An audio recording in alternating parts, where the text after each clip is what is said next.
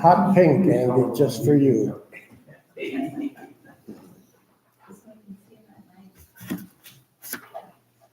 Okay, we'll look into it, got Alan looking into it. If the homeowner, if you guys got problems, you should call them. I know when I called to find out why they were, who this lit fiber was, one of the options there was, if you've had damage to your home from installation, to call them.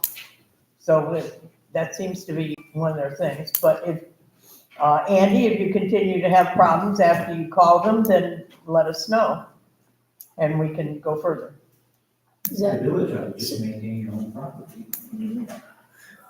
I'd maintain 1,500 feet of your property. Well, is this the first you've told anybody that could do something about it, Well, then, like, obviously, we haven't done anything, because The we thing just is, heard about it. you're right, but there's a lot of people that have these problems.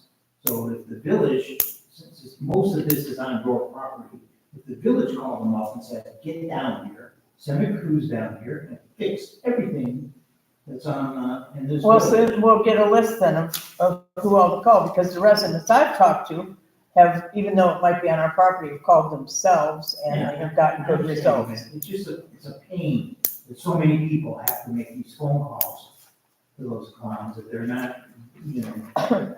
Okay, well, we'll see if we get somebody to go around and, get everybody's information. Is that LIT, LITT? LIT. LIT, if you look up. It'll be lit Fiber, Medina when they're done. Lit, I just looked it up. So then contacting people at Medina Fibers can accomplish nothing. This is Medina Fiber. Well, but it's a different owner. So But this we banana fiber exists, or is it been bought by Lit? I don't know, that's not clear. The girl told me they wanted to change their name because they were So- expanding into Texas, but when they had the meeting here at the village hall, when they were here, they talked about Texas then too, because I remember asking them that night about themselves and figuring they were gonna say, you know, oh yeah, we're in So Medina Medina County, but Fiber then you and find Lit out are they're a one and big the same, company all over. Basically. Medina Fiber and Lit are one and the same. That's what she said, and they'll be called, official name will be Lit Medina. And I guess if you live in Texas, it'd be Lit Texas, and so on. I just got solicited to sign up on Thursday and they introduced themselves as Medina Fiber. Well, this was last week when that thing was on my door, so I called for two reasons. One, they're supposed to be putting stuff on their doors. And two, to find out who they were and how many cable fiber optic companies are we planning on, and then she, you know, she said they're all same company so far. Wouldn't that be under canvassing, not soliciting? Yeah, I told her she couldn't do it. The company itself is their Public Utilities Commission licenses to a company in Alabama. So they're not even local. No, that's why I said the implication was the way they first presented themselves. Don't you all agree? I mean, they come in, they got a county commissioner, the name Medina Fiber, so the obvious thing would think, oh, they're Medina County's doing this, right? I may be mistaken, but I thought they were underwritten by bond offerings from the Port Authority. Port Authority's got something to do with them. Yeah, I think they underwrote the bonds that started. And they said all that, but I mean, still the implication seemed to be they were doing this locally, but obviously they're not. They're national, they're a big company. And we just have to be one of the places they're installing. I have no idea how their service is or anything like that, so. Anyhow, we're still on community relations. Mark, do you have anything for Save the Lake? Nothing. I have nothing. Are you guys meeting this week? We met last month. I don't think there's one. So, I'm not sure if you all feel the same, but it seems like there's a number of outsiders coming into the circle and other places around trying to access our facilities. Ken and I saw a woman, from Seville trying to get into swimming. We're open the first 2 weeks. He was very kind and said, well, you can come the first 2 weeks. But, where are we going with this? And, if there's something that concerns me is that Medina Park District has this vision about opening up what we have to the rest of Medina, then isn't it time for us to really start, seeing how much we can push back in terms of maintaining what is ours? And, where are these kids coming from that are playing, tennis and, on the courts and, what are they doing? And what's our, Mayor, you're asking us to take initiative. Well, as residents, are we supposed to go up to the people on the court and say, hey, I have been really deputized by my mayor, and I don't want you to be here? I was gonna discuss that in the park. Yeah, can you wait a segment. second till we get to Park said that we are gonna, Well, I consider it community relations, I guess. Okay. Good. And I've got a request into the highway department to have 3 big signs made that will be distributed down by the beach, up at the tennis courts, down by the bocce ball, that it says, private for residents only, Okay, no parking. what is Just say for residents only, not private. These will be a little bit larger. Good, okay. I was gonna talk about that. Right. And, same thing at the beach. We need one on each entrance. That's a big problem. People are going in there that don't have, that aren't supposed to be. do we have that on tennis court? We have them on. We have it on that big sign, but I don't think people are really looking at it. They're not really reading it, but if And you had something. how would you suggest enforcing that? Call the cops and everybody's there like they look by the park? Well, I don't know what else you can do. I mean, you can And then put what up, would the cops do? well, they would, Just out of curiosity. they would, they should remove people who aren't village residents. They could cite them if they're belligerent or a problem, because we have an ordinance about that. Enforcement is tough. Yeah, no, I mean, you can't enforce it really. We're not gonna have the cops down there with it, but maybe having signs up there will. Well, You know. it gives you something to go on. You've got an ordinance on a sign, and if there's a problem, you could have So we Police should have officer. that ordinance on that, listed on the sign then, right? you can, but there's a couple ordinances for Okay. different things. And I could look at them and see, but Yeah, that's good, because that's what the ordinance says. It's cut and dry. yeah, Very simple. Well, we also have big yellow Restricted signs at access area. Little Wood parking lot that say Right. residents only, but Right. That Nobody was stolen, sees that's it. stolen. nobody sees That it. was stolen. It's gone. I mean, people still park there even though it was a big yellow sign right at the entrance and people were still parking there. yeah. So I had a conversation with a resident, a longtime resident this week, who did not realize where the borders were for the village. And I pointed out that it was the Chippewa Lake signs with the Indian on them. Is there any way to add to that that says a private community or? It's not a private community. You're a municipal corporation of the state of Ohio, a subdivision of the state. So your facilities I wouldn't call them private. They're restricted to residents only, which is a sort of a private, but it's not private like a gated community is, or a private swimming pool. We swim in Lake Medina and we have to have a permit in our possession on land and in water that indicates that we have permission. We've signed up with the Medina County Park District to do this. And we have to carry this laminated permit with us when even like we have to put it in our buoy or somehow have it on our person while we're swimming. But do And if they a park- have people there to enforce that? If a park ranger comes in and we're designated, we have, caps that are a certain color, that if there's somebody swimming without a cap and the ranger sees that, they'll cite them. Right, well, that's been our problem here though, for 50 years. There's nothing to enforce this. Well, we do have beach tenants, Tom. No, but we don't have anybody that goes up and says, you're parking here, you shouldn't be, because you don't have your sticker in the proper place. and all No, that. they do, the beach attendants they're supposed I'm to. talking about the circle, Oh, I'm talking about yeah. my park, I'm talking about just regular. I've called, there's a lot of parking going on now on the ramp. Last weekend or 2 weekends ago, it's up to 4 people now. They put in their boats. One of them doesn't even have a tag.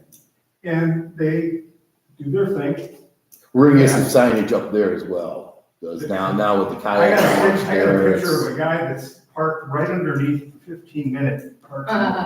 Yeah. Did you take a license plate number? We have sheriffs, I mean, we have the sheriff's I department was just. under Okay, well, contract. that's another reason why I'm here. I've called that last year, and frankly, nothing happened. More than once. Yeah, there's gonna be some signage put up there. Now, I mean, we have to, because otherwise. We can have people- all the signs we want if they're not enforced, just like. No, but they're not there's no writing signs tickets down. in the parking area, they're not Right. checking our, Yeah. our Well, and passes then that if people one are person goes supposed to to. work and has the parking pass in their car, and then somebody wants to drive down to the beach, then you don't have your parking pass, because we only get one. And it don't matter because nobody's writing tickets anyway. Yeah. We have So, to. Alan, wake up, Alan. Did you hear this conversation? I did. Okay, you know what to do. We still have. Give me a tickets, license number is a good place. Just tell them to start checking more. I'm sorry. Just tell them to start checking more. Now, the other problem, We did This last is the one with the 15. Yeah. and the other problem is you put in the most popular sport at the moment with pickleball court, and I don't know what you're gonna do about that. And when Lord Glenn's is taking down their nets and fences. They're putting in new. They're gonna be court. rebuilt. Right, but It's not- In the it's meantime. not in the gonna be meantime, resource. Well, they didn't play there anyhow. well, Well, I guess my comment was that if we have residents that are confused about the guidelines and borders, I mean, people that are moving here outside of our residence only area, they just don't know, and they don't read, and well, I think even some of the people over on Lake and East Lake. They have a Chippewa Lake address, they think they're part of Chippewa. they do. The girl that bought Kelsey's house came down to our beach because she just didn't know. She's in Gloria Glen. Try to get some foot patrol, special detail. They have bikes. But they're struggling to keep. Well, the beach should be a problem, we have the beach attendant, Yeah, and they can just tell them. No. No, can't come in. People are also coming in around the gates at the beach. yeah, we're gonna get a sign Don't those there. gates, and- Ken, don't those gates come forward towards the lake? I know they move. The what? Those side gates do move. Yeah, they move, yep, but apparently, the people are going around. Kelsey just. Where are they parked? That was one way to try. They to might control just be it. walking in. Well, you have to live nearby. Yeah, but the beach attendant is supposed to check that, get their names and whatnot. But Well, the you have problem those is, gates pulled all the way up to the water. it's not pulled all the way up to the water right now, but Because you they can, do that, remember? yeah. Sorry? Those gates down on the sides of the beach, they do go all the way to the water. Yeah. Now we made them so they pull back in the winter because of the ice. Yeah. Yeah. So if you bring them forward more, there might not be as much room, Yeah, especially now rain made lakes. yeah, I'll do it, because they are pulled, you can just walk right around, so that, we can fix that. If there's beach attendants down there, they're supposed to be asking, and they do. It's just, but it is a problem. that we're Okay, gonna so address. since we seem to have gone into parks, we'll get back to buildings and utilities. Talking about beach attendants, a day like today, Yeah, they had beach attendants working. I don't think we need to have beach attendants working, and I talked to Kelsey about it, because I don't think anybody ever told them that you get a day that nobody's gonna go to the beach, it's very cold, half raining, then we don't wanna really pay a beach attendant to stay there, but on the other hand, the beach attendants themselves try and get all the hours they can. Yeah. And so they wanna work, so that, now you got people looking, going, why are they paying those beach attendants if it's sitting, it's raining cold out and they're sitting down there? So I don't know if there's a way, I mean, I think we used to be pretty strong at just in saying when it's certain cold and rainy days, we don't want them down there. Maybe, we can't help weather, but I get where they're coming from, where they wanna make some money. yeah, I don't know if like they hit a shift like that, or we just pay them for an hour and Did you send them? tell them not to today? be there, not to work. I did not know. I went by about 4 o'clock and there was nobody down. Well, I talked to Kelsey this afternoon about it, and she said that the ones that were supposed to work today wanted to work. And I said, wow, the one that has the night shift, that'll go almost 9 o'clock, gonna freeze their butt off. Even though I think it's warmer now than it was then. So I said I would talk to you guys tonight about what you wanna do about that. I get where the kids are coming from. Well, if it's raining, I thought that I was mean, always it's a rain, thing. we really don't expect them working in rain. Right, and I think it's always been like that.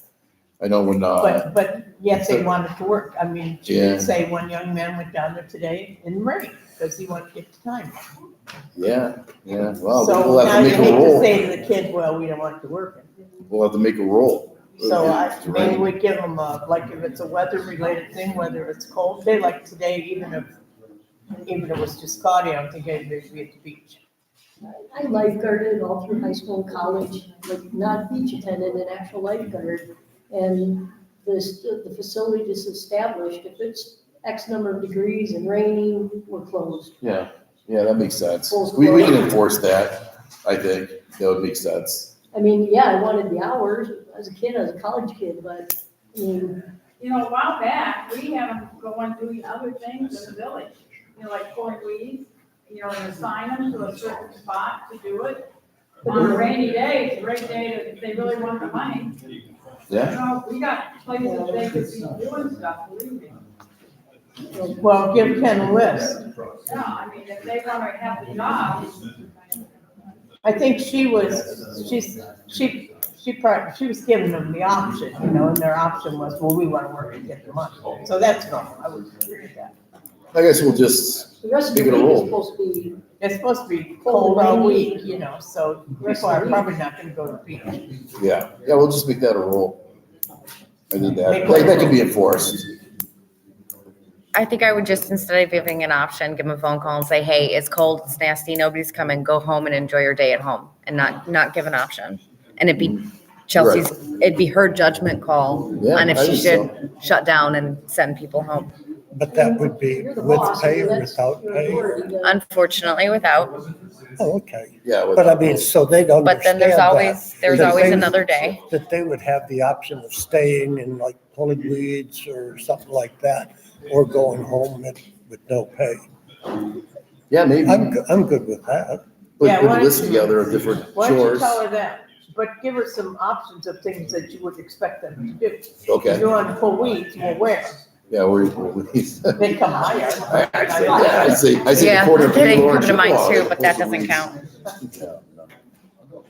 Okay, you want to call her tomorrow and? Yeah. Okay, so what goes, the rest of your parks report? Okay, and then we talked about the signs here. Can't hear what's going on between you Okay, guys. everybody, quiet please.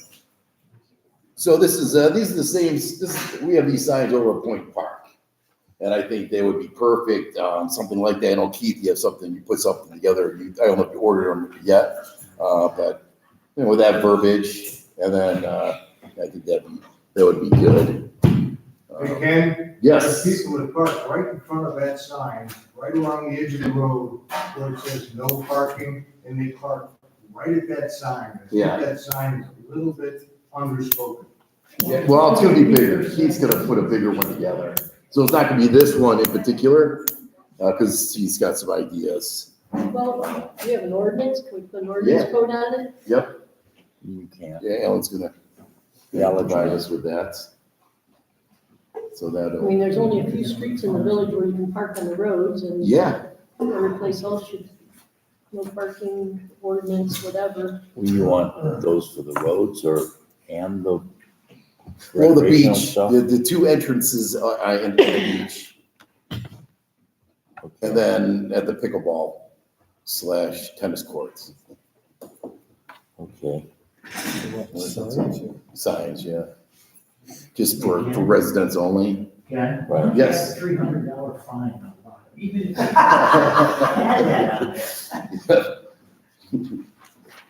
Are subject to penalty. Yeah. We wish.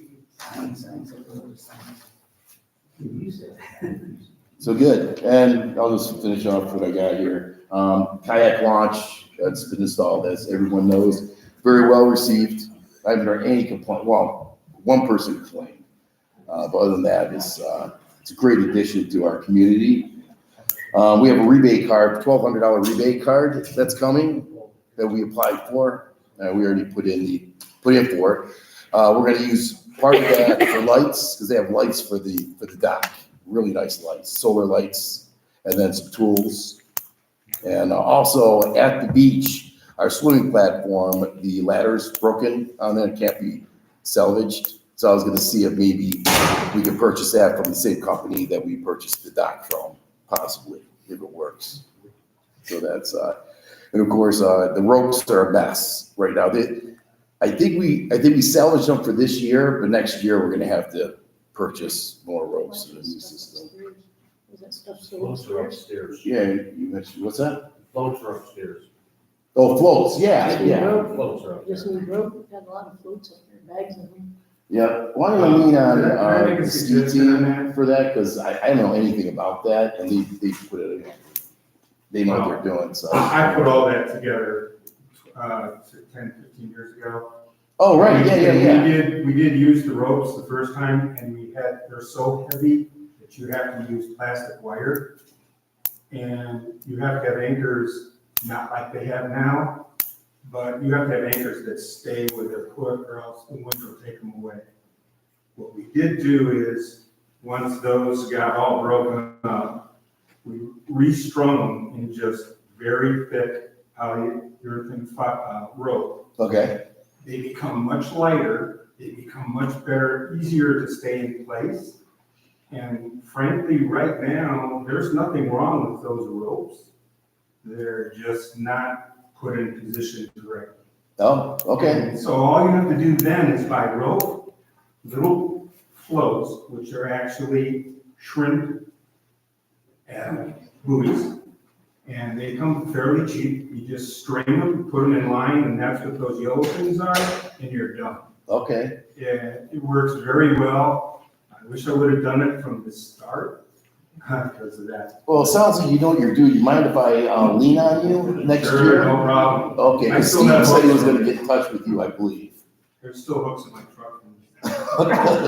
Maybe after this, I'll get your contact All right. information.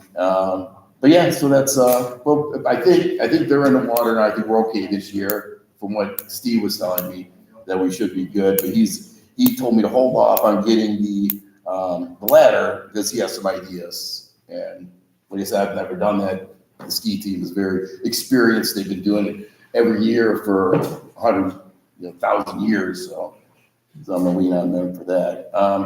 The Briarwood Park, Mark Reuter, he put together an extensive plan that looks great, and I passed it along to everybody. We're gonna have the fences actually going in the first week of July. The trees are the 2 trees that need to come out in order for the fence to go up, that's gonna happen on Friday. I wish I would have made more of these, I could pass this around, but we're gonna have a chain link fence at the edge of the property, the end, and then a split rail on both sides. There's gonna be a walking path that rolls through it to possibly, our vision is to have an observation deck at the back of it. No one can really see this because it's too small, but that'd be great if we could do it. I know we get some flooding there, but I believe it looks like the river actually went the other direction a little bit, and I don't believe, and Mark doesn't The water believe. used to be right up against the bank that we're putting the chain link fence on. Yeah, It has worked itself be to the west okay, as over time, so the creek used to actually, corner of my backyard used to catch it as well, and it's no longer, I don't have any water anymore. yeah. So here, you gotta go over your vision, I think it's great. If you wanted to explain what you came up with. On the front, we need to cut it down and pave it even with the street, wide enough for a golf cart. But then put up a retaining wall, single golf cart in the ground. Good idea. And a couple steps up or a small ramp to be ADA compliant. I put a gravel path down through the trees that are there, all the way to the back. A small 10 by 10 pavilion, picnic table, benches throughout. I'm gonna donate a tree from my mother, a lilac bush, that was her favorite bush. We can use Fright Committee to other people can donate things, people can donate the benches or trees. Or Yeah. Put the and money aside for the benches already, so. along the split rail fence down both sides, put some kind of a hedge with a bush every so many feet and a flowering bush. Yeah. You know, just looking for a place of serenity. Yeah, no, that's gonna be nice. Is this the dog park? No, it's not a dog park anymore. But that's the lots, that we're gonna have a dog park. It's, he put a great plan together there. So the idea here is to honor residents. Dead resident. Well, they could be alive. Yeah, well, yeah, and to current or former residents who have made our community what it is today. Mhm. All the way back to 1929 when Chippewa on the Lake was. We're still struggling with the name. I thought maybe, I don't know, there's, everyone has any Park, ideas. Memorial Park, Yeah. Serenity Park. Renaissance, yeah, I mean. but Overlook that- Park, What's that? Overlook Park. That would be a good one. That would be good, because that look, Mm-hmm. that view is beautiful. If you go to the back of that, property, Yeah, I see It's so stuff, nice. I didn't catch that the other day, an observation deck, so is that what we're gonna be observing, Mark Rude's deck? No, actually, it looks back over. I remember there was a pretty good view back there. yeah, it's a Yeah, beautiful yeah. view. Kind of backs up to almost- tombs It'd and. be kinda cool when it's flooding to watch. Yeah, yeah. But I think we're That's safe. my only concern is if you have something that's built and extending over, I don't know, that overlook thing that you have there. It would take, the rear supports would be up on the bank itself, but the front ones probably take one of those 18-inch steel culverts, buried about 6 foot in the ground, let it stick up about 4 foot, fill full of concrete and fill on top of that. I know, I thought of Heritage Park, but I like Overlook even better, because that's nice. And, we talked about the signs, Valley View, they started spraying, as I'm sure everyone's noticed. For now, they're just doing it once a week, and but I think that's good enough, you can. kind of Well, now It's we're been gonna dry. come and see what happens when the Yeah. rain finally gets. And I told him just to, continue doing that. His truck was down last week, but that's up and running now. That's about it. Yeah. Okay, Oh, all the beach attendants, I have been CPR certified. We had 13 of them this year. Kelsey's doing a great job. So that was he's doing very well. Keeping them in line. Yeah, that's all I got. We're okay. having trouble keeping her in line. That's your job. Mark, you did a nice job. Thank you.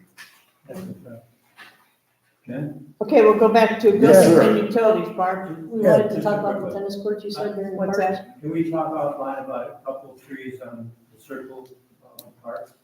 About there. Okay, you're saying what, they're dead?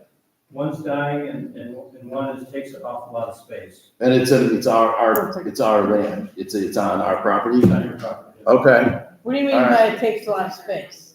Well, there's somebody planted some kind of fir, it's itty giant, and taking a lot of. We're separating that from Christmas. I don't even know. Is it dead? I'm sorry, can you repeat what you said about why it's taking up too much space? I couldn't. Well, I said there's two trees. One is one we planted for my parents. Yeah. It's pretty much dying or dead. And it's because the nutrients for that tree are being taken by this other tree, which was planted by someone. I don't think it was part of a plan at any time, but someone just put it down. So I just wondered whether we. Didn't we check those trees and? That was on Point Park, I thought. that No, somebody no, did he that. had mentioned this before, didn't you check them, Bud? And he found that what? So that's the one he's talking about. There's a tree just to the right of it. There's Oh, a spruce tree. okay. Beautiful. So he said one of the trees. Yeah. Very nice. Yeah, it could be moved. We had the big sugar maple was cut down.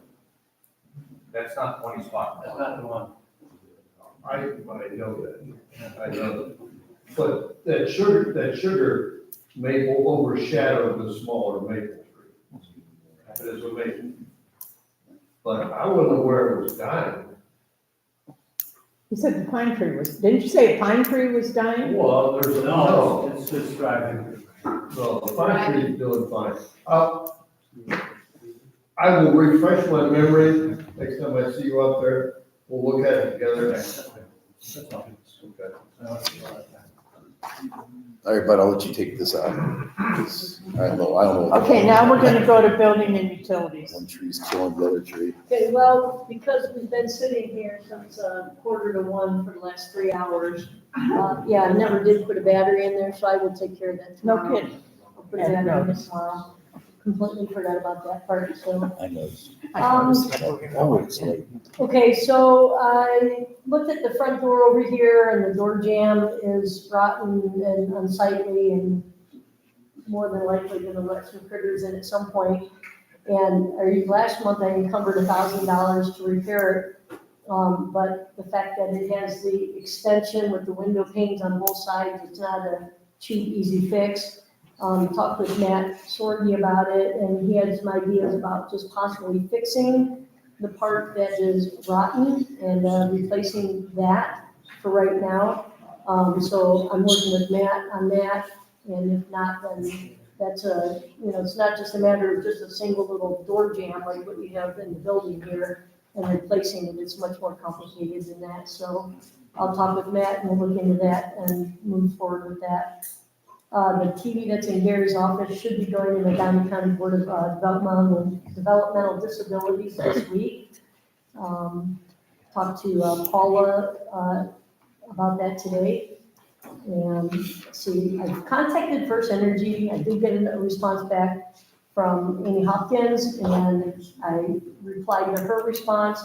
We're looking into putting one LED street light in the corner of the beach lot. We currently have a village-owned LED on the pole that has to come down, and see about putting an arm with an LED light on it over the beach. Asked her for a cost for that. I also asked her about replacing the 2 burned out floodlights at Point Park with LED street lights, what the cost would be for that. Because with our tariff and our contract with them, those lights, anything that's burned out should be replaced for free, but we would have to pay for the mast arm to hold the light, as right now there is no mast arm for that currently. So I asked her for a price on that. The price that she gave me to remove the old floodlights at Point Park was $3,500 plus, and then the cost to install streetlights at Point Park with the mast arms was $5,500 plus. So I think that's cost prohibitive right now, but I'm gonna find out if we can get the burned out ones replaced by just installing the mast arm on those poles. I had Sunlit Solar come out to give me an estimate for removing the LED floodlight in the beach that we own and placing it on the pole by the Bungalow Bay sidewalk, the hill. There was originally 2 there. We had 1 taken off of there and put on the corner of the beach lot, and we'll just have it taken off and put back. I think I'd rather have Sunlit Solar do that than have First Energy come out and do that. He sent me an email the other day, said he was on his way down there, but he never sent me a quote, so I'm still waiting for a quote for him from that. The other thought was to put a pole in Point Park and add outlets to that so that it's available for our various summer, fall events down at Point Park. I really think that it's cost prohibitive. I talked to Keith about it, about getting a generator for these events instead. And then Alan, you sent out an email this afternoon about purchasing a generator with NOPEC money and possibly cut money. And I'm looking into the generators after I spoke with Keith earlier last week.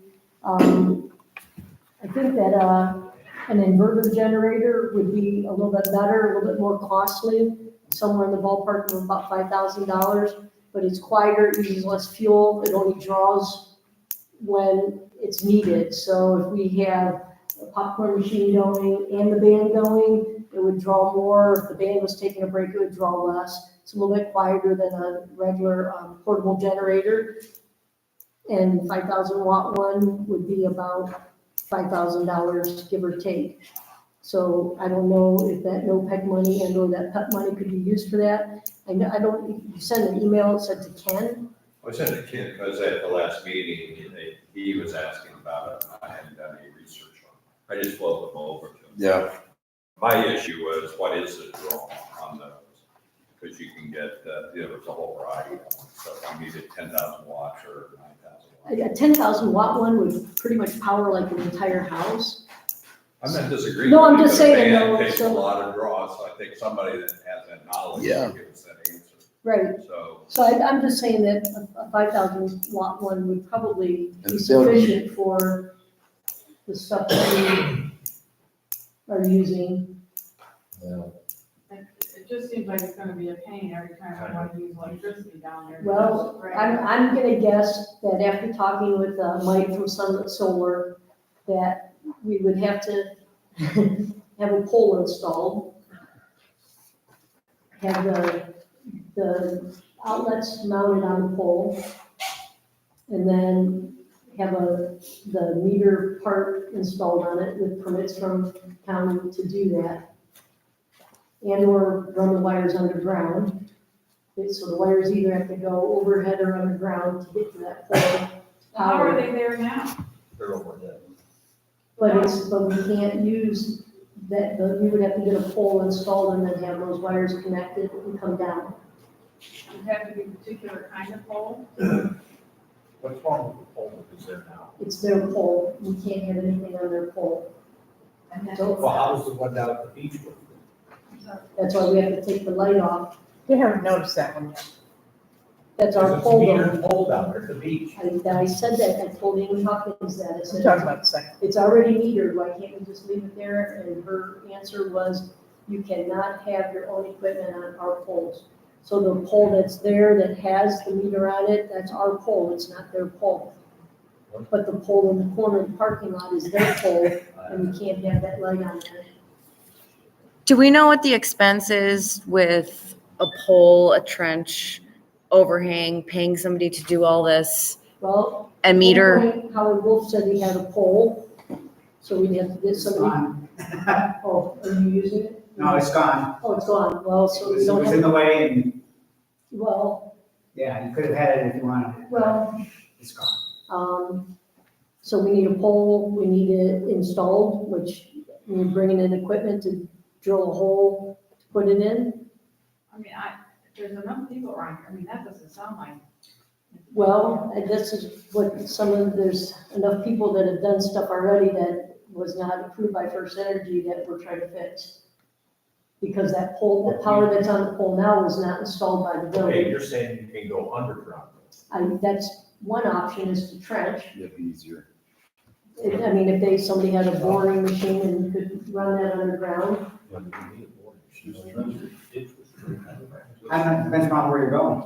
Well, Going from the pole like by the basketball court. right, over so to- I have Mike Littman from Summit Solar who went out and he's gonna create an estimate for us for that, to have a pole installed and power going to it, and we have to get a permit from the county to put I it. mean, to me, it's just that we use that intermittently. I asked But this thing. I asked First Energy, can you just charge us a flat rate, 20 hours a year?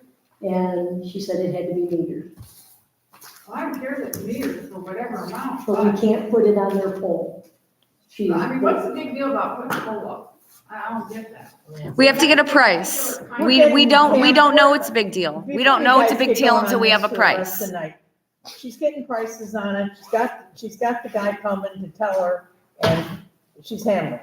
Okay. I mean, we're gonna get a quote at least to find out what it would be. And I asked him about going underground with it and or going overhead. So I'm just, So until she talks to him and gets some prices and we know where we're at with that, and maybe we have to buy a generator, who knows, might be the smartest answer to it all, who knows? We're gonna find out. Now that, I'm being waved at. that you were talking about, that's a portable. It wouldn't be it's a portable inverted generator. Thank you. big. You have to put it on a trailer. to get it No, down. well, maybe. Yeah, they're not big. Yeah, it's 250, 300 pounds. Okay, got anything else, Barb? Yeah, let's see. Keith had contacted me about the need for another shed or barn type of building to go on the property for the storage of the gator and possibly a generator if we get one. So the ones that are at Home Depot are uber junk.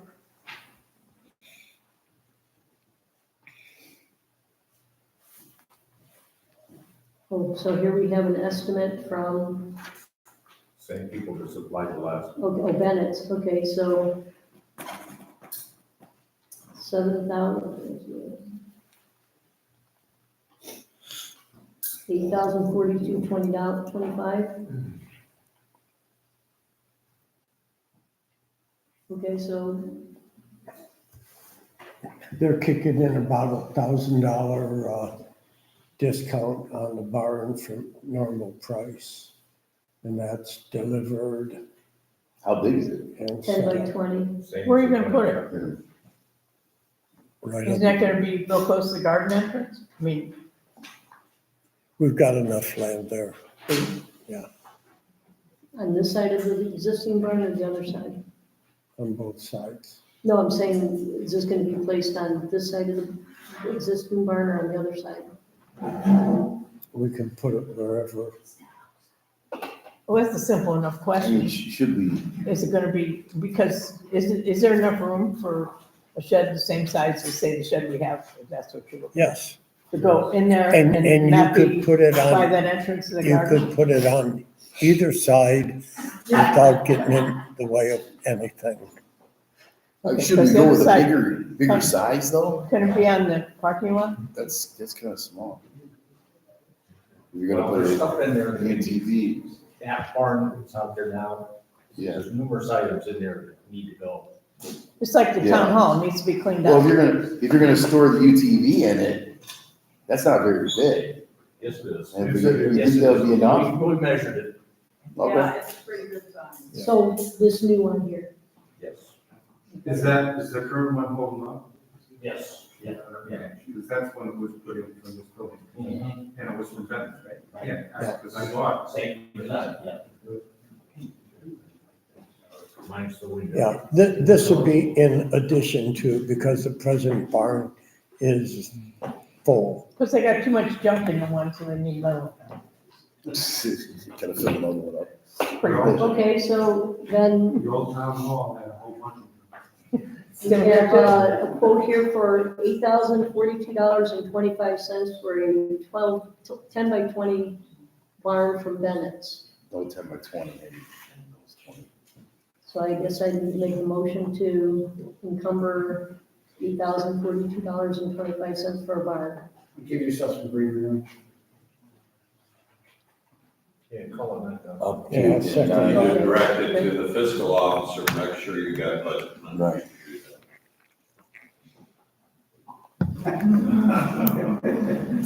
You guys are throwing around a lot of dollars in there, I'll tell you that. That's You the get first yourself line of 2,000 expense. aside for the door replacement. You've already said that may not be enough.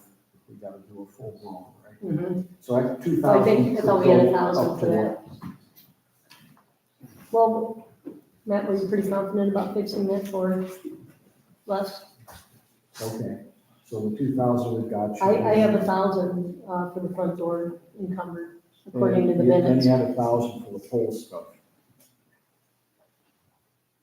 Last month you encumbered 1,000 for the door and then 1,000 for the pole stuff that you gotta take off. Okay, Okay. So now you want another 8,040, correct? well, 9,000. we'll say 9,000 just to have the cushion. But the quote here is for 8,042. Okay, you've got adequate monies yet for land and buildings to do that. Okay. Make a motion to encumber $9,000 for the purchase of a 10 by 20 barn from Bennett's. Second, Does that price include installation? Yes, So that's delivery and installation. yes, Thank you. no tax. Of course, no tax. Yeah, if you do anything to the land to make it a problem. Okay, all in favor? aye. Hi. Opposed? Who seconded that, please? I did. Ken? Thank you. Yeah, I don't know if it has to be graded or leveled or, They take care of all is that, Yeah, they took care of all that when Okay. they did for okay? years. Okay, anything else, Barb?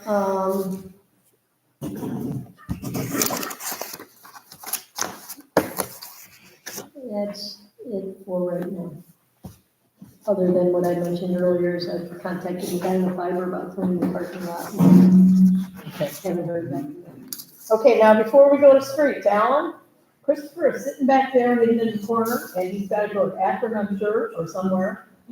So I think Christopher should go next. Sure. And sorry, Christopher, you had to wait so long. You're fine.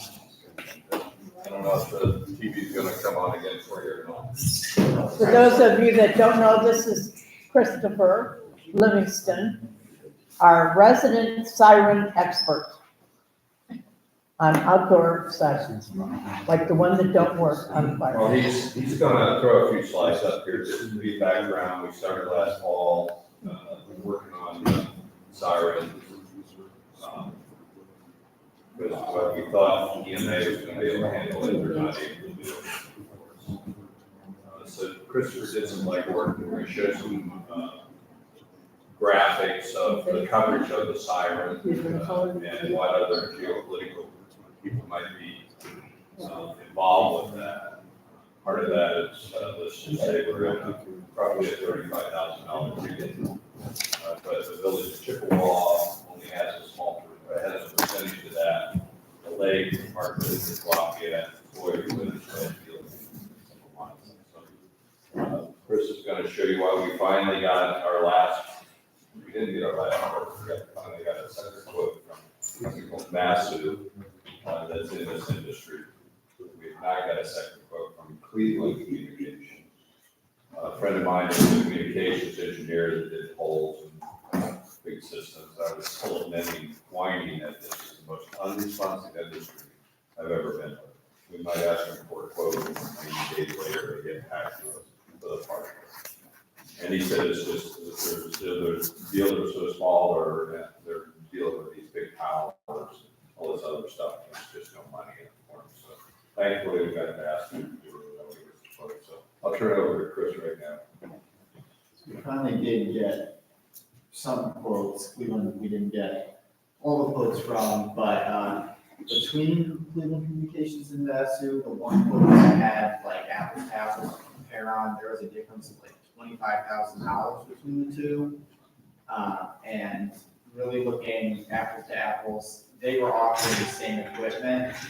And Cleveland Communications, the only thing that Cleveland Communications was offering as cheaper was the radio unit, and you can see they still went quite a bit over what Vasu was offering. So at this point, Vasu has been much more communicative with us, whereas Cleveland Communications, even back to January, has been hard to get a hold of.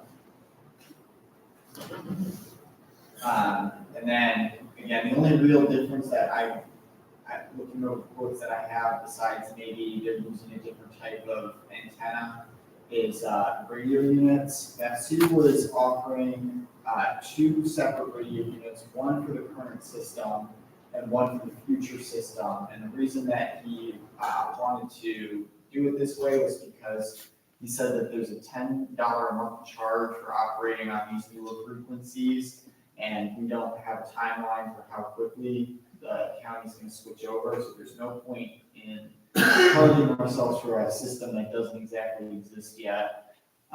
Whereas Cleveland Communications offered us that dual band radio.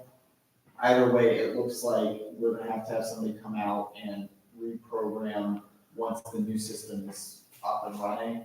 So there was about a little under $1,000 difference between the 2 radios. But either way, somebody will have to take a look at the radio once the county switches over to the new radio system. And then to kind of give a breakdown by community, by far the largest community that would be covered by the siren was Lafayette, with almost 75% of the coverage. Chippewa Lake, Gloria Glens, and Montville are very small, less than 5%. Westfield Township takes up almost 15%. So there is some coverage that would be offered to other communities and other facilities like a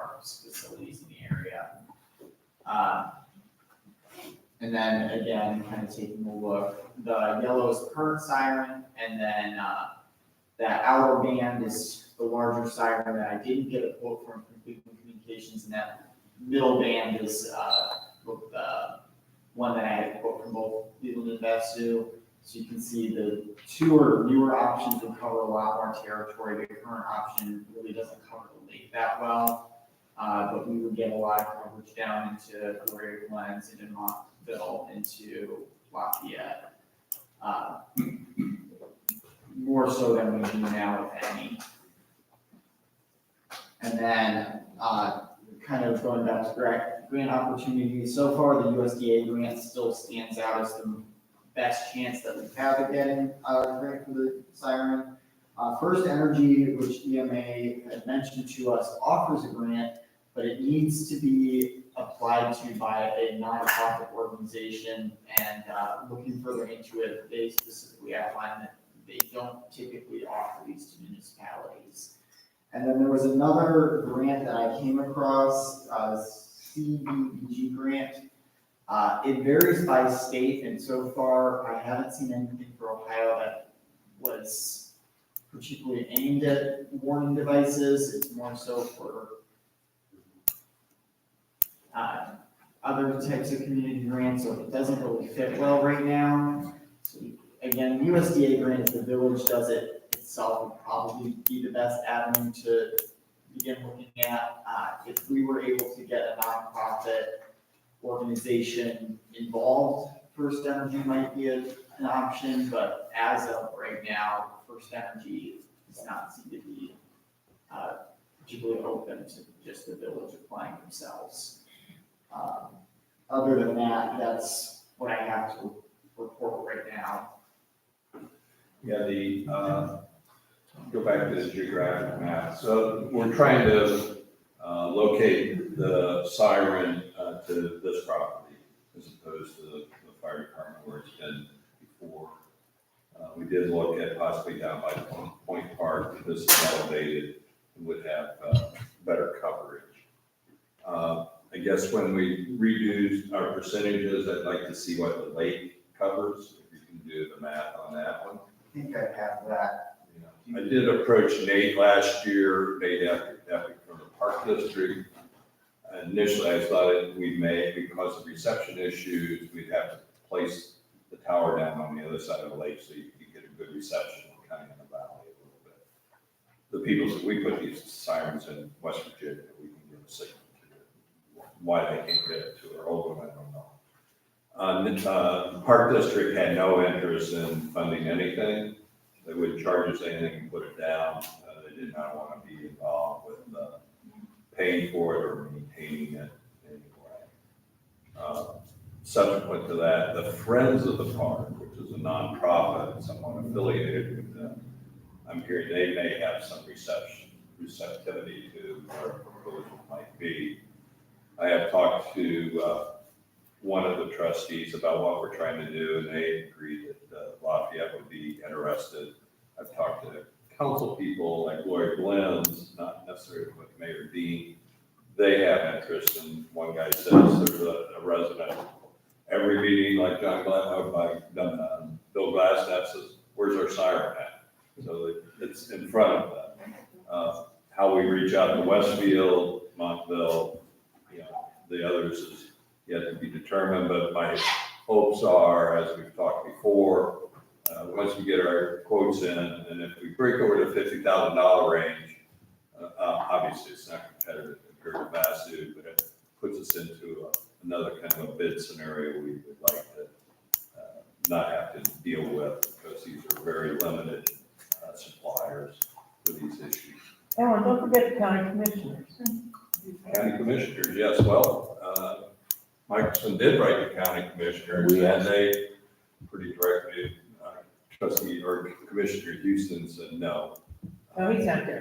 Yeah, he's gone, so we should go back and approach them too. Sure, but at the time they said no. I'm sorry. At the time that I wrote for them, they said no. That's right. So we'll try and figure out how to, either I gotta go to the various entities meetings and do the pitch, or have a conglomerate operation of those people come, give our pitch and see what kind of resources the other people can chip into this. You mentioned that the Friends of the Park was a nonprofit, would they be willing to be involved with that grant that needs to have? Well, there's a tie into that. The demand for this is brought on by 2 points. People on the lake, the boaters and the people using the lake are probably the biggest voice. And then the elderly in our community that aren't up to speed on technology with their phones and alarms and stuff. A couple months ago, there was an unfortunate death of the top bass fisher person. The president of the Bass Fishers of Ohio was killed on Hoover Reservoir down by Western. And you would think that the best bass fisher in Ohio would have tuned into that. Remember, we had that storm that blew through and that guy. So there is a need. You do save a life. It has something beyond, you have tornado and those kind of things. As you saw that band clip, from what we have had that doesn't work for us, right? You got a lot better coverage. So we finally last Friday, we got our last quote, and we've been starting back in October, November. That's how long this thing's taken. And thanks for Christopher for helping to take those things out.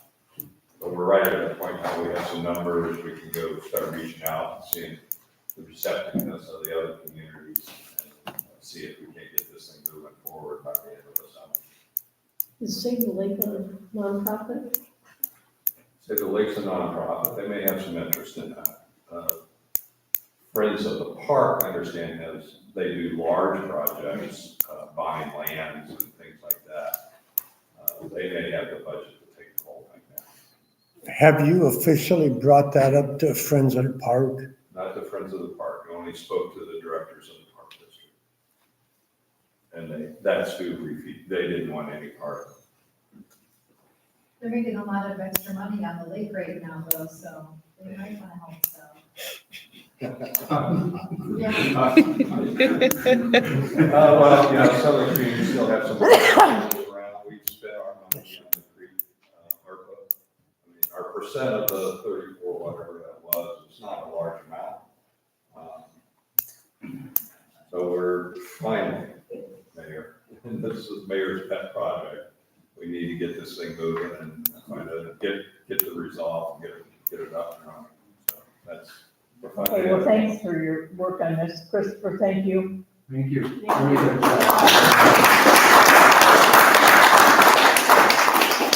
Reserve your summer break if that's what you want. Technology growth. Thank you, Chris. Appreciate it. Sorry to worry on that. Okay, now we'll go to streets, Keith.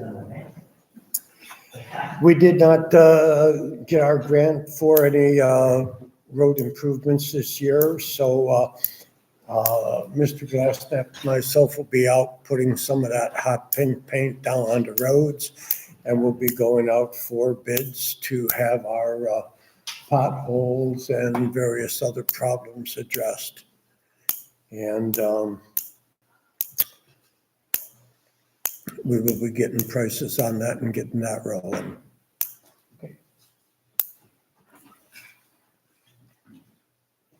So if you see hot pink, it does not interfere with the yellow, green, blue, lime, white, gray, black, oil, or whatever. So you'll know it's not the local guys, it's the official people. No graffiti like in the past, though. Well, there's some people that are hard to keep in control of. That's about it. Okay. Alan, law director? Okay, I'm here. Well, as far as cases go, we talked about 9 Parkway Path, we talked about 227 Rustic Brook. I have 2 other cases in court. One is for violation of a protective order and set for trial June 30th. The other one, a new case, is a domestic violence charge, and there's no trial date yet set on that. In addition, I have an ordinance I prepared after last month, which would be the first of two ordinances, one this month, one next month, to put a question on the ballot on November 7th. And this would be in order to replace the streets, roads, and bridges levy, which is a 3 mil levy. And this would generate quite a bit more money on it. And yeah, it was last approved 2019. So it's up for renewal or replacement or some other modification this fall and next year.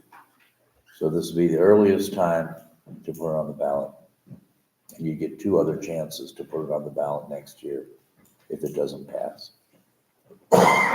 So this is an ordinance ready for reading. Okay.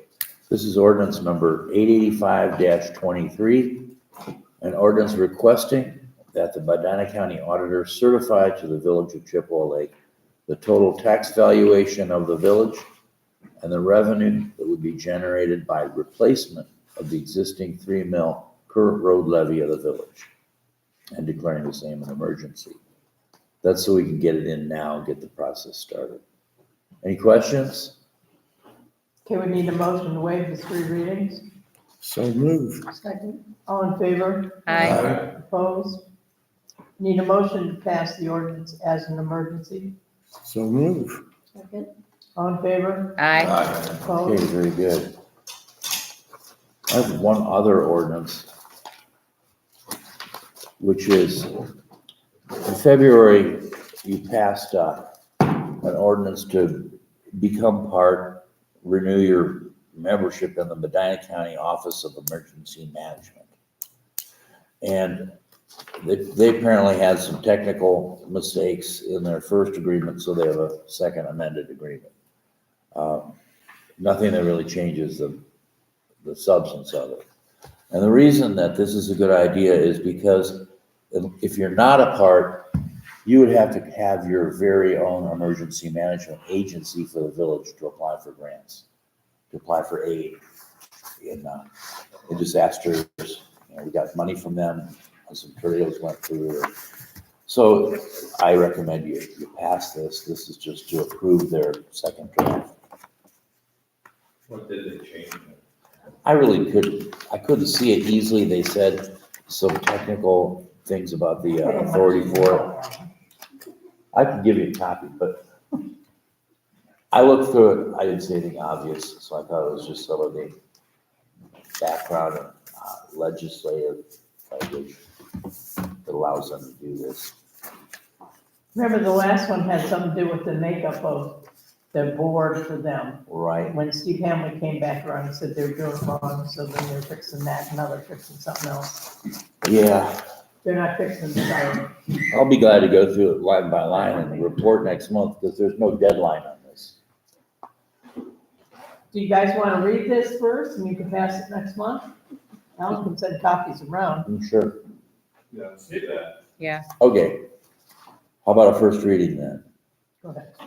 Ordinance number 884-23, an ordinance approving the second amended agreement to establish the Medina County Office of Emergency Management Agency and Homeland Security.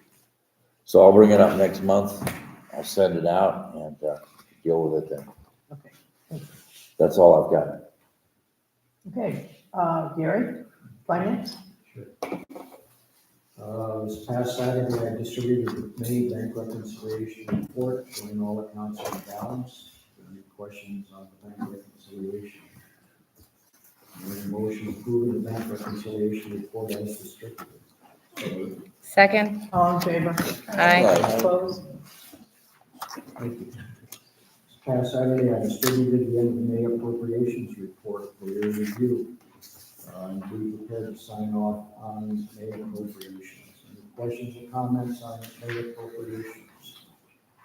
Okay, we have a motion to approve council signing off on May appropriations. Second. All in favor? Aye. Opposed? Okay. We spoke tonight about the possibility of using the NOPEC monies, so I guess I don't have to talk about that. We'll see where we're gonna go and try to use those monies. As we know, we do have to spend at least $1,318.57 this year, or we have to refund the unused portion for all of it. On June 9th, I sent out a notice about the special election to be held on Tuesday, August the 8th. Barb, we agreed to open up the facilities on those days, I believe. And Bud, were you going to be able to receive the equipment? Sure. Okay. So that's all set then. I'll send that in to the Board of Elections. That'll be all set. Thank you. We spoke about the OPWC already. One of the things, Keith, on the OPWC, we did get the grant this year. Do you want to proceed to file the grant and the applications open up in June? Oh, For next absolutely. year? Okay. So someone should advise Engineering Associates that we're going to proceed with that, so they can start to get the engineering or the cost estimates lined up. Okay. Work with Bud on this, okay, because you won't be here after December, but Bud will be probably taking over streets, so keep him posted on what you're doing with this. Okay? Yep. And that application has to be filed in the third quarter of this year, in the third quarter. So, okay. So, but let them know that we're going to be reapplying and then we can get their stuff started. Okay. Okay. On Saturday, I delivered to all government officials the 2024 budget overview. And stated that the $50,000 requested earlier this year to put in the appropriations for land and buildings, we cannot afford to do that. Say that one more time? Yep. You had requested to put $50,000 into appropriations in 2024 for land and buildings. And based on current appropriations, we cannot afford that. How much can we afford?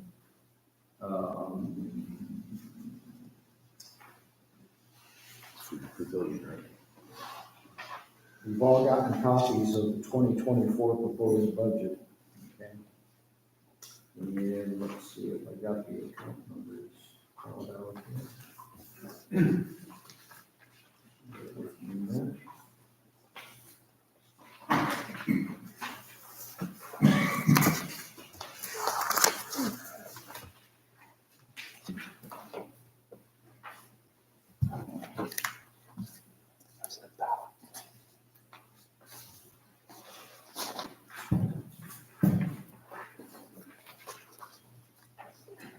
Next year's budget is set at 30,000.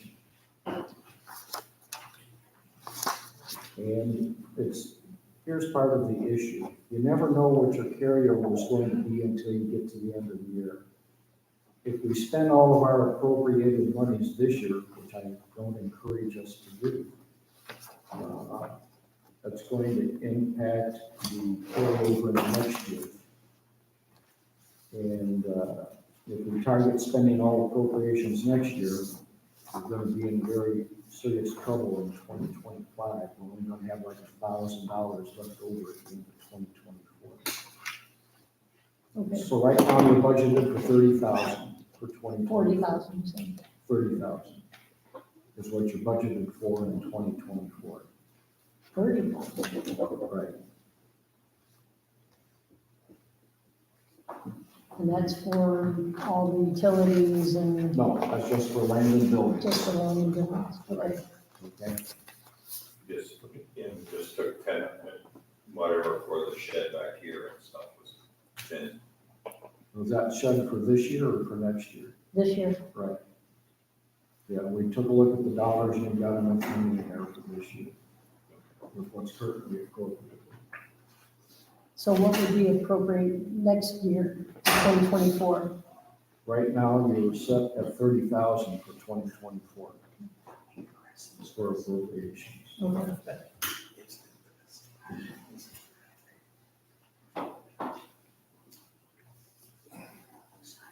Okay. So are there any questions about the 2024 budget? This was all distributed to council back in April. It's a complex set of numbers. There's quite a bit to take a look at. If there's no question on the April budget that was sent to council, then I do need a motion to approve the 2024 budget so I can deliver that to the county auditor. So move. Second? All in favor? Aye. Opposed? Okay. Ken had also asked earlier this year to add $5,000 appropriations for the parks. And I've given Alan the ordinance to amend permanent appropriations, adding that 5,000. Alan, you want to do the first reading? The first reading by title only of ordinance number 883-23 is an ordinance to amend permanent appropriations for the current expenses of the village of Chippewa Lake, state of Ohio, during the year ending December 31, 2023, and declared to be an emergency for the public peace, health, safety, and welfare. So that's your ordinance on the new appropriations. We have a motion to waive the 3 reading requirement. So moved. Second? All in favor? Aye. Opposed? A motion, Go ahead. a motion to adopt ordinance number 883-23 as an emergency. So moved. Second? All in favor? Aye. Opposed? Okay, thank you. And I sent out a revised version of the appropriations for this year, and I did remove the OPWC grants. That's a big Still present, council. Bonner. Alan, any status of change on the notices to reduce property taxes? Working on it, almost done. There's a lot of properties, believe it or not. Okay. As of the end of May, the balance in the primary checking account, $230,161.71. Money market, $250,967.43. Star Ohio, $102,517.82. For a total of $608,098.28. I want to make note of something here, is these are misunderstandings. You hear all that money, but what many of you may not realize is we appropriated for 2023, 90% of those monies. So we don't have 600,000 sitting out there free and uncommitted. 90% of those monies are committed for this year. So that's why I always ask the questions, where are the monies coming from, especially on new appropriations? Because when you've got 90% of that amount committed, you don't have that much left for other stuff to be added to the budget. So are there any questions about the balance of monies that we currently have? It's 250, the cap. 250,000 is that cap, you have to establish another market account. Right, yeah. That's the insured FDIC is, Right. what's Star Ohio, what's the insurance? It's the same.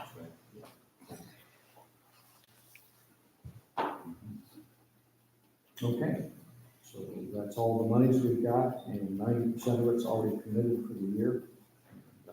If we don't spend all the appropriations this year, again, that rolls over in the next year, which is what we really need, especially during the first quarter, because it takes a while for the new monies to start flowing in every start of every year. So carryover is critical, which is why we always ask you don't spend all of the appropriated monies in any one year. The other thing you have to keep in mind is that a fair amount of those monies are restricted. They can only be used on streets, things of that sort. So the general fund basically supports all the departments except streets. So the monies we get in for the general fund, that basically supports all the other departments for the year. And typically, the estimated revenues on the general fund per year is about 190,000. Okay. So any questions on those points? Okay, that's all I've got for finance. Okay, we got old business, Bud, you got something on Cave Creek? Just that I asked Jerry to give you help preparing Permissions. a contract. I don't, neither party desires it. Neither of the owners are willing to give an easement. Right. So we'll just, They've given the village the authority to go ahead with the project. will they sign something to that effect? Just a simple agreement. You can prepare it and I'll take it home. Okay, it's a good idea. I mean, I understand. yeah, okay. Yeah, I'll send them to you, all right? Okay, that'd be great. Okay, we go in the audience, Leslie, I don't have anything. Pam? Just that the 4th of July is coming up with the parade, cardboard boat race, ski show. And Pride has purchased a large, event tent that we will be able to use for all the village events. Has sides, windows. So, thanks to the donations that we've received and the hard work of people raising money, we were able to purchase that tent, so I think will come in handy for a lot of different events. Other than that. Mark? Does that mean we get the party in December done? No. I have three things. Alan, the emergency management thing that you're gonna email, could you include me in that? Absolutely. Anybody else? Okay.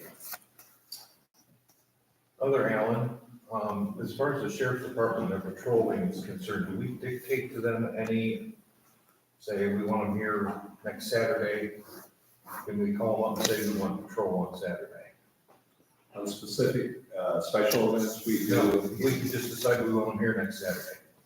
The deputies that are there, the hours they work for us are outside of their normal work hours. So let's give you an example.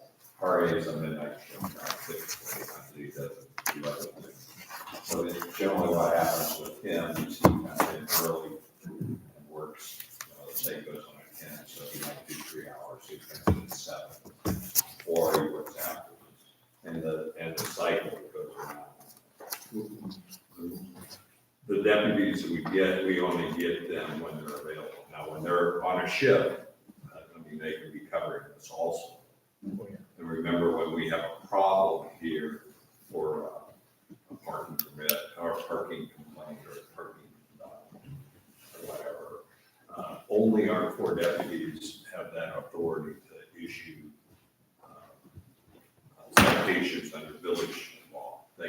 Any of the deputies can, under Ohio Revised Code, they can do any of that. And we do ask them to be here at certain times. We haven't said, okay, you be here at Saturday. Most of the bad things happen at night. Yeah, I'm just, the discussion about the parking and all that, sounds like it's happening on the weekends during the day. Could be. I mean, what we have to do is we have to call dispatch at that point.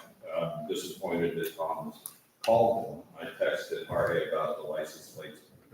He said, call dispatch. I said, well, run the plate for me. When you get in, he doesn't get back on duty until Wednesday or Thursday.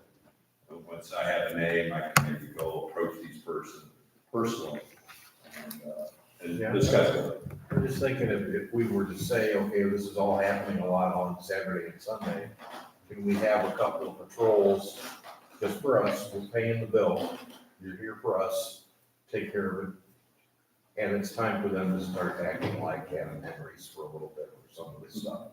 Quit being the nice guy, do your job, get it done, fix the problem, it'll go away then for a while. And kids on the golf carts is another issue that seems to be showing up a lot lately. I see a lot of them up and down the street. Pointless for me to call because they're gone already. That's our problem. You know, even if they're on duty, yeah, cash. But if they're here, Take a picture of their license plate. You know, Yeah, and he was right, I mean, if you're a parent, you let a kid underage drive your car, you've got some real problems. yeah. I know I said I didn't have anything, but I have noticed a lot of people parking in front of the playground at Point Park, just parking on the road when there's. Pulling off plenty into the parking front of the in parking grass. lot. Yeah, right in the grass right there. And that's another issue, I mean, that's a point thing, we could call it dispatch. Dispatch is supposed to dispatch the best available deputy at that point. which could be in Spencer at the time we call. It could be, I mean, we always have, they can be gone in 10 minutes or 15 minutes, people going by on motorcycles without, ticket, you can call in, but they'll be gone in a matter of seconds. So they can catch them, I think they had 4 traffic stops or tickets this last month, whether that is relevant or not.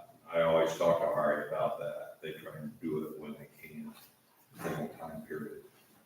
They are having some trouble coverage, with just shortness of people, and then last year, remember, you had the problem in Akron, so all the SWAT guys were, not available. I was just curious if we could dictate. I mean, there's certain special events, that we ask them to be here, Halloween, maybe we'll ask for a horse patrol, and another deputy to be there, sometimes the bike people show up, surprisingly, but I'm not gonna be knowledgeable of the bike people showing up. They don't ask me about these or tell me about this. But it's good about. And the last thing, would it be possible for us to talk Gary into putting together a small workshop on how the budget works? Okay. Sure. You know, just start with a fake village that has a $10,000 carryover and keep the numbers simple. I'd be happy to do that.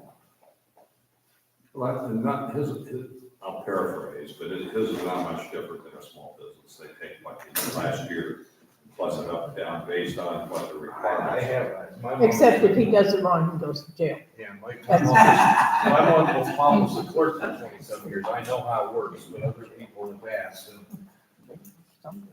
it'd be kind of neat to. Well, they might come to tickets, but- Could be a special. Yeah. Okay, That's it for me. Allison? Andy? On that finance question, I asked I think last month or the month before, did you get a chance to look into more advantageous interest rates? No, I've not. I know you asked. I put it in minutes, actually. Okay. So I know it's there, and I know I have to respond to you. Also, did you ever consider projecting some of your reports on the screen so we could actually see? But you made the comment that 90% of the 600,000 is appropriated. Correct. But that was back in January, correct? With this most recent ordinance that we passed tonight, we're committing to, for the year, let's see if I got it here.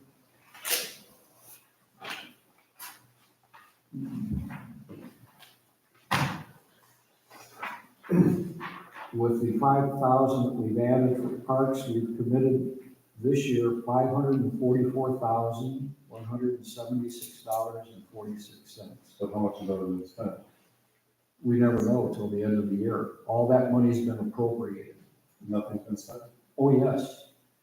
Yes, and that's the monthly report that I pass out to council called the appropriations report. And that identifies every dollar that's been spent throughout the entire year by department and by fund number. Okay, if you want a copy of that, I'd be happy to give you a copy. I can't tonight, but I would send you a copy. My point is that if we've already spent half of that, right, of that appropriation, your balance is 600. If you spend already half, you're gonna end up the year at 300, give or take, depending if you're on budget or not. You must have a projected balance at the end of the year. We do. Yeah. It's not 10% of, it's not 60 grand. I've got that. That was in the report that I sent to council. Okay, that's good. Yep. And Thanks for looking into the interest rate. I think there's some opportunity there. Yep, there probably are. But again, if any of those financial reports that you want to see, I can send them to you. It's not a problem. It's all public information. So if you want to see what I send to council, I can send you a copy of that 2024 budget. Is that something you'd like? Yeah, that'd be great. Anyone else? I would like to see it. I'm sorry, your name, sir? Tom Melcher.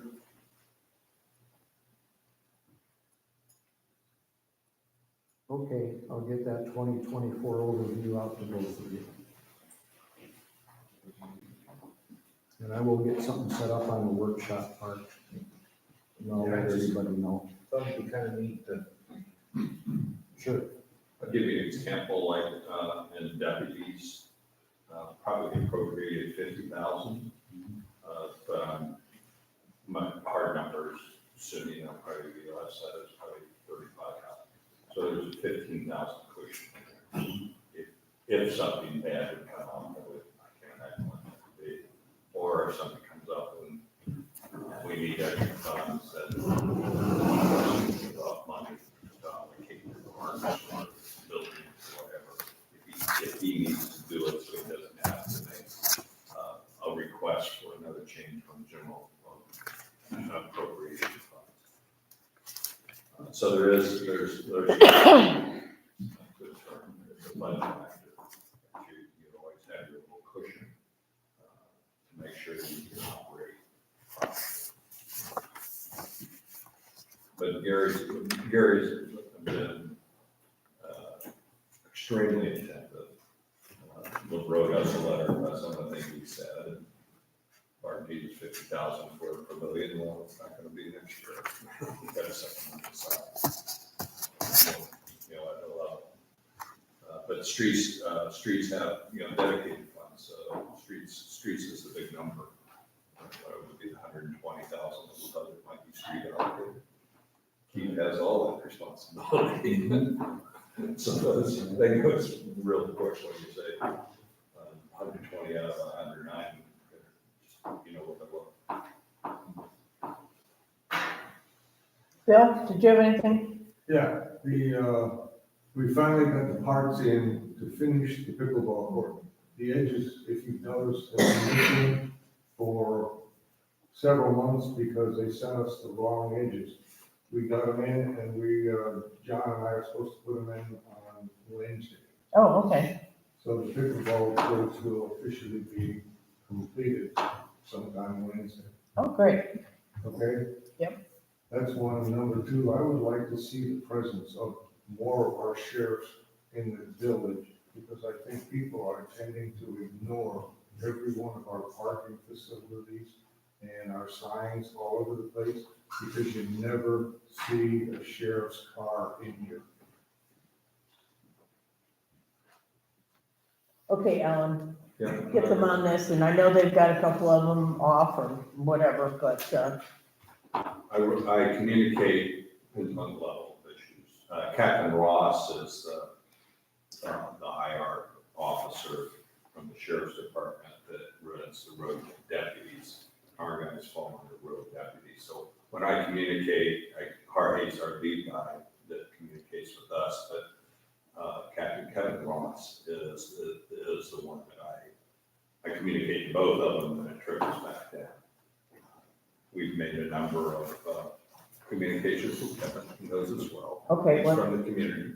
And Yeah, he knows we'll everybody. We'll do all of that. Okay. Always looking for more, you don't live on a park up there, so, you live up this way, so you may not see that, but it's a good point, a very good point. Okay, thank If you. you're at 10 o'clock at night, I might be in bed. Yeah, but I'm not watching for anything else, Bill? Give me a cruise number, wait. Tom? Claire? Byron?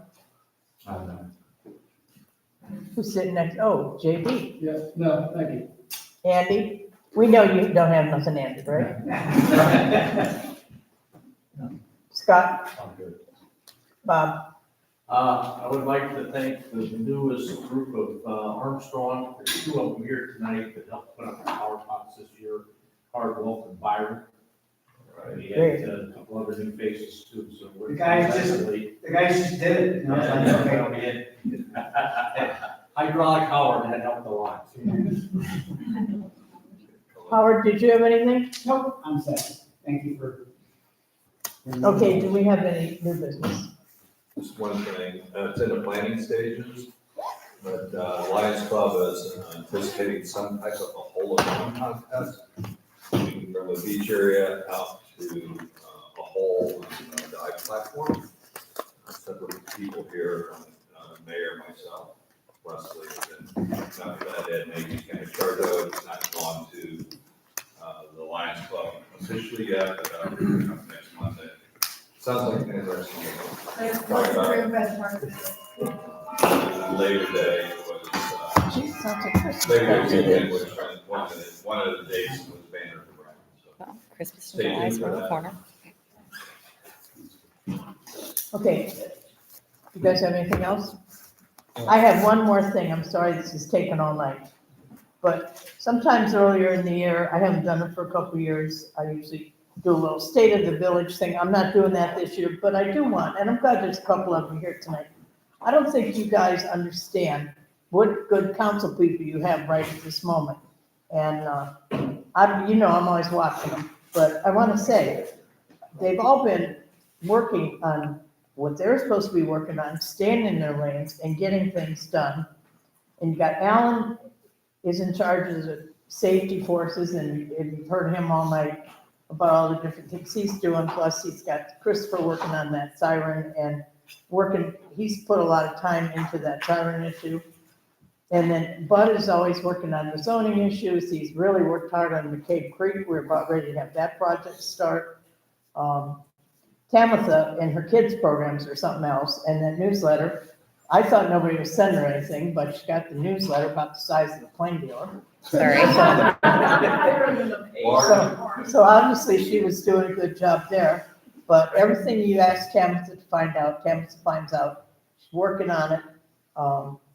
Barb is working hard with Ohio Edison, who are paying the butt. And she's been doing a lot of the building issues. She put the cameras up at the tennis court.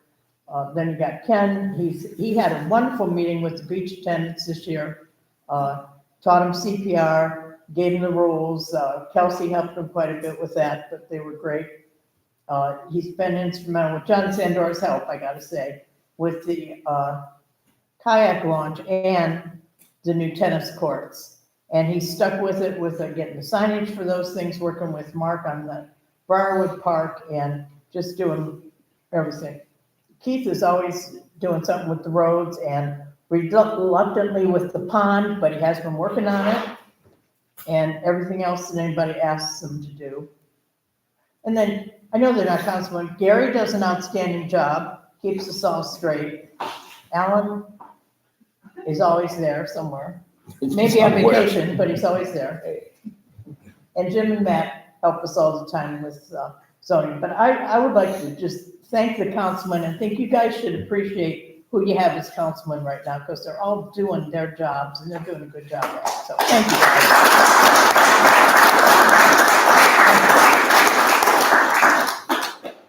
Okay, one more motion. Please adjourn. Second. All in favor? You can go. You don't need this, you need this. No. Yeah, okay. Okay.